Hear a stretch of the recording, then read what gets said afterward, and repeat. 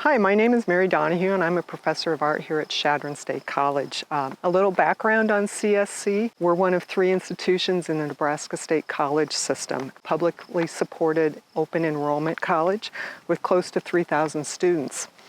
Our students come from small towns, farms, ranches, and some urban areas like the Colorado Front Range.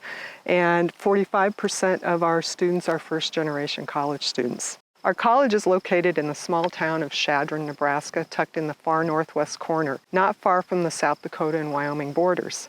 Mount Rushmore is 75 miles to the north of us. And we are considered far and remote, a designation that means we are in an area of sparse population and at least 60 miles from a city of more than 10,000. Yes, we have peace and quiet here, but yet over the years I have noticed in our students increasing levels of anxiety, depression, and mental health issues.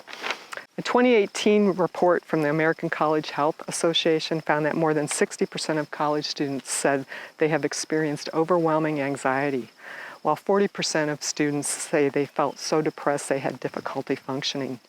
Is the digital world of so many distractions, too much information, and multitasking taking its toll on our students and on us? I have also noticed when we take students on trips to opportunities with places to play outside, how they get lost and relax, walking in the sand and rocks of the Spiral Jetty in Utah, or how they delight in skipping rocks on Yellowstone Lake. Our poster and design project is titled Bringing the Human Back to Center, connecting students to place and each other through the collaborative creation of a labyrinth on campus. The ideas and shapes of labyrinths have a long human history. Carvings on rocks, scratching on Neolithic pottery, Greek mythology, mosaics and Roman tiles. The actual labyrinths from medieval ages, like those in Chartres Cathedral. To the north, Native Americans created large medicine wheels on the land, and yes, the contemporary land art of the Spiral Jetty. This project started as a discussion with campus and community members. In small groups, we viewed webinars on labyrinths in higher education from the Veritas organization. We started to see labyrinths as a way to engage students in hands-on, high-impact learning practices, to think about historical and artistic aspects, and also to allow them to connect to each other and to the place they find around them. And through this process, maybe find a calm and centering escape from the modern-day digital overload. This place, this cistern, is just above campus. It was used as a water storage facility in the early days of the town. It's a short walk from our classrooms. It offers a respite in nature from the noise of the daily life below and an awesome view of the Pine Ridge, High Plains, and Black Hills. The graphic design practicum students started with research, looking at human history of labyrinths, the use of it in healing places such as hospitals, in higher education.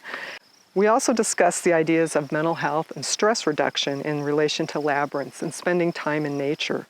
In January, we hiked to the site from our classroom to look at the location, to walk the site, to measure it physically.